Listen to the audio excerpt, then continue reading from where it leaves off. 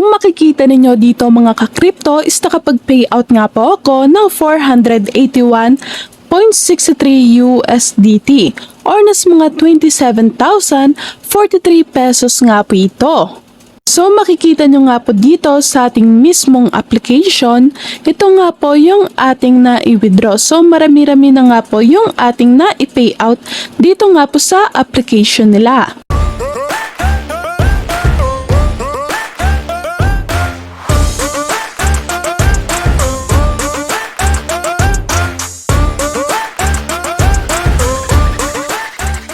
Bali, ito nga po pala yung kanilang website guys. Ito nga pong lock. So dito guys, kung makikita ninyo, ganito nga lang po yung kanilang application and meron na nga po akong balance dito na $788. So ngayon guys, para nga po pala makapag-register dito, i-click nyo nga lang po yung link na ilalagay ko dyan sa ating description box. Bale dito nga po is kailangan nyo nga lang pumili dito ng country. So search nyo nga lang po dyan is Philippines. Tap nyo nga lang po yan at ilagay nyo nga lang po dito ang yung phone number, password, and just retype your password and click enter the game. So ngayon nga guys, once na nakapag-enter na nga po kayo sa game is kailangan nyo na nga po dito i-install yung kanilang APK. So yan nga po no. So ito nga po yung kanilang pinaka main website. Click nyo nga lang po itong enter the game.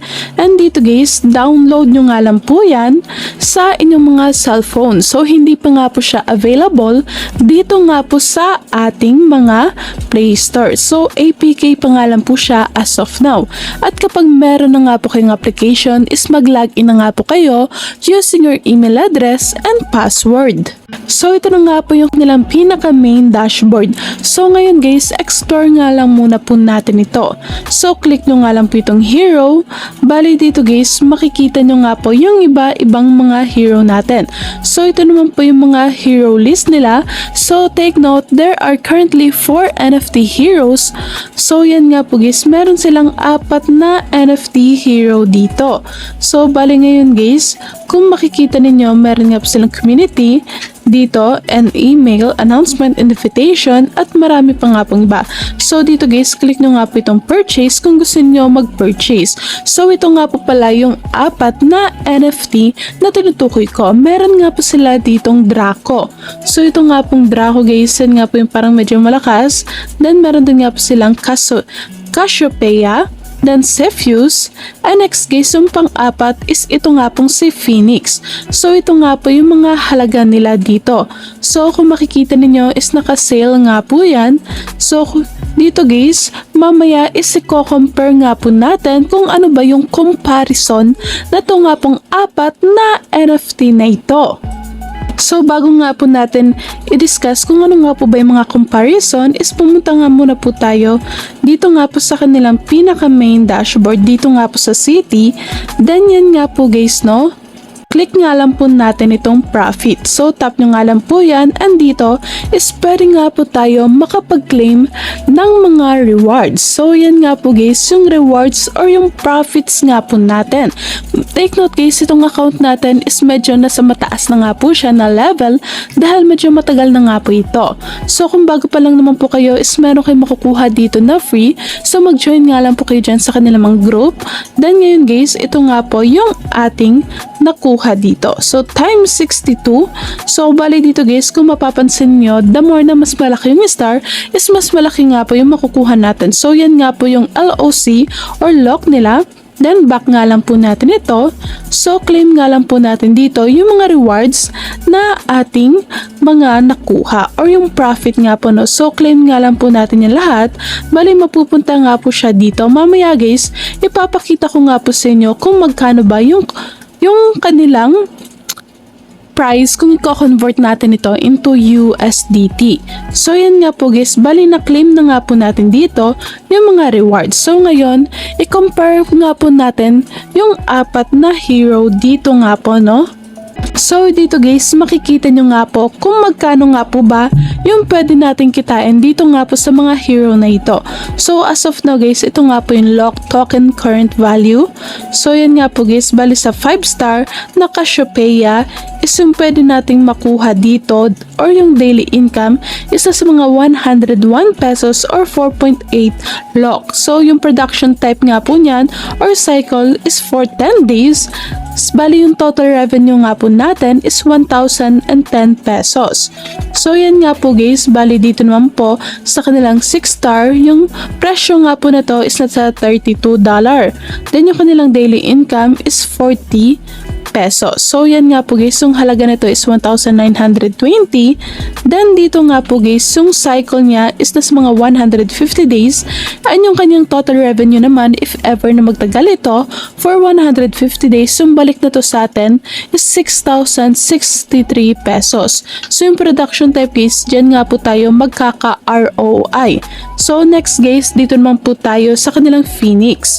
So kung makikita ninyo, yung 5 star nga po nila is 80 USD or 4,800 yung halaga na to, at yung kanilang daily income is 40 pesos, and yung cycle or duration ng production nila is 240 days, at yung kanilang total revenue is 9,701. So yung ROI nga po nito is for 118 days. So yan nga po guys, proceed naman po tayo dito sa Draco nila. Para naman po sa 5 star na kanilang Draco is 1,800 yung halaga, and yung production cycle is for 60 days, at yung kanilang daily income is 50 pesos and 52 cents. So yan nga po guys, yung kanilang total revenue naman is 3,031 pesos, at yung earned back invest nila or kung saan ay magkaka-ROI tayo is within 35 days. So dito guys, meron din nga po sila mga promotion system. So ito nga po yung mga possible na makuha ninyo dito. So paki-explore na nga lang po yan guys. So by the way guys, meron nga po sila ditong community, invitation, email. So click nyo nga lang po yung invitation kung gusto niyo mag-invite dito. So dito guys is wala pa nga po ako na-invite, pero kumita na nga po ako ng malaki. So kayo guys is pwede rin nga po kayong kumita dito. Once na mag-invite kayo at yung na-invite niyo is nag-top up, is meron nga po kayong makukuha na commission. So yan nga guys, bali meron din nga po ako nakita na graph about dito nga po sa kanilang commission rules. So yan nga po guys, ito po yung kanilang commission rules. You can get 6% production commission for level 1 users. Ito nga po yung kanilang mga total revenue na pwede nyo kitain dito. And yan guys, kung gusto rin nga po pala maging junior partner sa LOC, is ito po yung mga possible na kikitain ninyo. So by the way guys, after purchasing the NFT heroes, you can participate in the work of LOC or LOC and let users dito nga po guys is pwede po kayong kumita ng malaki sa paglalaro. So ngayon guys, tapusin ko nga muna po yung tungkol dito nga po sa kanilang commission rules. So by the way guys, para nga po pala dito sa 10 star, kung makikita ninyo, the more na mas malaki yung stars is mas malaki nga po yung revenue na ma-generate natin dito or kikitain. So ngayon, is back nga lang po natin yan. And kung gusto nga po pala dito maglaro, is pwede nga po kayo maglaro sa iba-ibang mga city, guild nga po nila no, or campaign. So by the way guys, para nga po pala makapaglaro is kakailanganin nyo nga po dito ng hero or NFT. So yung NFT guys is mapopurchase nyo nga po yan dito. So yung mga halaga nito is meron nga pong $30. So yan nga po guys, kung gusto nga po pala maglaro is pwede nga po kayo dito mag-purchase. So it's up to you guys. Do your own research nga muna po no. So pumunta nga muna po kayo dito sa wallet ninyo. And next guys, hanapin nyo nga lang po dito yung recharge. So tap nyo nga lang po yan.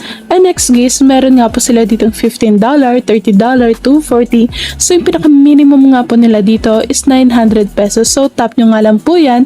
And next guys, ito nga po yung kailangan ninyong bayaran. So meron nga po silang dalawang payment method dito. So yung una is yung TRC20. So save 0% fee. And yung pangalawa is pwede nga pong through GCash nga po yata ito. So it's up to you guys. So once na maklik nyo nga po yan, is magpo-proceed nga po kayo doon nga po sa mga steps kung paano nga po ba mag-recharge dito. So yan nga po guys, back nga lang po natin yan. So, bale dito guys, kung makikita ninyo, is marami nga po sila ditong iba-ibang mga features. So, meron nga din pong city. So, yung sa city guys yan. Then, sa guild nila, ito nga po, no? Then, sa campaign, ito nga po yung mga campaign nila. So, pwede nga po kayo mag-start dyan ng challenge. So, yan guys, maglalaban-laban nga lang po yung dalawang panig para nga po kumita dito. The next is ito nga po yung hero nila and yung profit. So, ngayon guys, bale, ito nga po palang platform nila is meron na rin nga po pala silang office dito. So, dito guys, papakita ko nga lang po sa inyo yung kanilang office. So, ito nga po guys, yung kanilang office. Bali, located nga po sila, yung unang branch nila sa Calamba office. So, yung address nga po nito, yan. Then, yung pangalawa guys, is sa Surigao del Norte office nga po, no? So, nasa website naman po nila yung mga full address na to. So, ito nga po yung iilan sa mga player na kung gusto nga po pala mag-purchase na to, is pwede nga po kayo magpirma sa kanila para more nga po yung inyong security dito, no? So, yan nga po guys. Bale dito guys, kung makikita ninyo, marami pa nga pong mga members na sumali na dito at meron nga po silang para mga pag-giveaway nga po. So, ito nga lang po yung iilan sa mga players. Kung makikita ninyo guys, is registered na rin nga po sila dito nga po sa parang BIR nga po, no? So, meron na nga po silang sariling papel and sa DTI guys.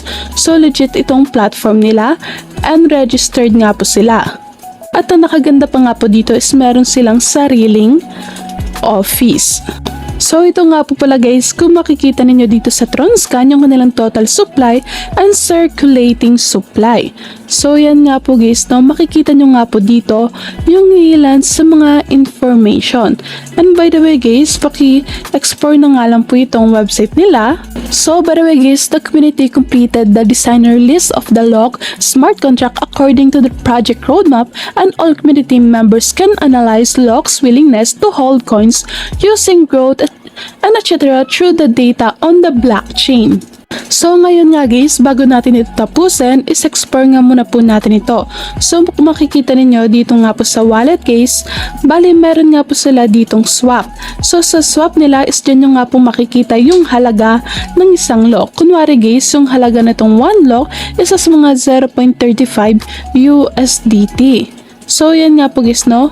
Bali dito guys, kunwari yung 5 block is nasa mga $1 nga po yan, yung 3 is around $1.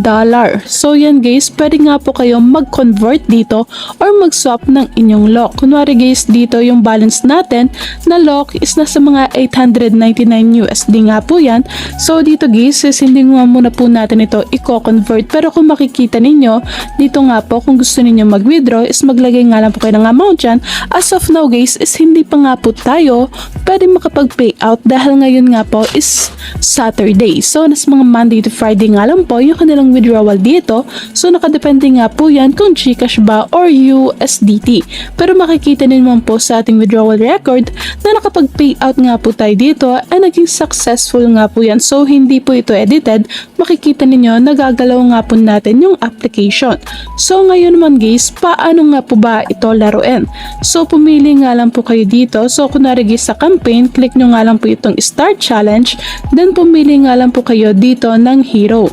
So kunwari yan guys, and click nyo nga lang po itong okay, and dito guys, mag-start na nga po yung battle. So ganyan nga lang po ay naging successful. Napakadali nga pong laruin itong application nila, pipili nga lang po tayo ng hero, and sila na nga pong bahala na maglaban. So yan nga po guys, makikita ninyo dito is makakakuha tayo ng award kapag nanalo nga po tayo dito. So yung award na yan is yan nga po yung makukuha natin na lock token nila or USDT. So kahit saan po dyan guys is convertible naman po siya into USDT kapag yung lock nga po yung nakuha natin. So yan nga po guys, ganito nga lang po kadali. So hintayin lang natin na matapos itong game na ito. So yan nga po guys, napakadali lang laruin ito. Then dito guys, bali kung makikita ninyo, ito nga po pala yung ating mga hero na pinili kanina. So yung mga kalaban mo po is yung dito banda.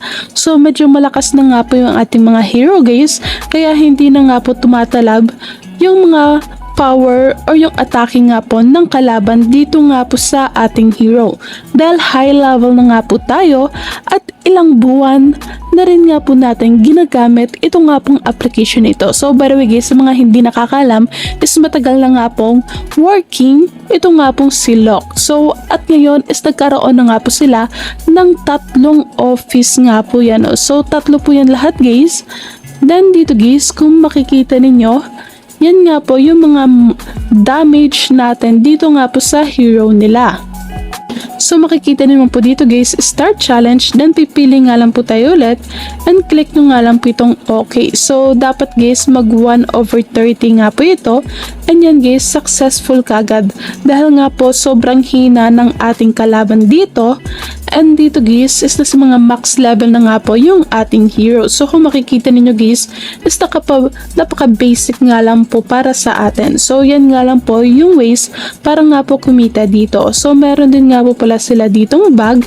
Then ito po yung mga nakuha natin. So yan nga po guys, inopen nga lang po natin and meron po tayong nakuha dito. So yan nga po Leora. Then next guys, confirm nga lang po natin ito. Then dito guys, kung makikita ninyo is meron din nga po sa mga announcement. So yan nga po guys, don't forget na i-check ninyo yung mga announcement, baka meron po sila mga important information about dito nga po sa game. So bali yan nga lang po yung ating review para nga po dito sa kanilang platform. So ano pang hinihintay ninyo, install nyo na nga po itong application na ito at ang nakaganda pa dito is meron kayong makukuha na libreng $1 kapag nga pong nag-join kayo sa kanilang group. So yan nga po guys, ilalagay ko po yung link sa ating comment section. So abangan nyo nga po yung ating next update about nga po dito. So see you on our next video.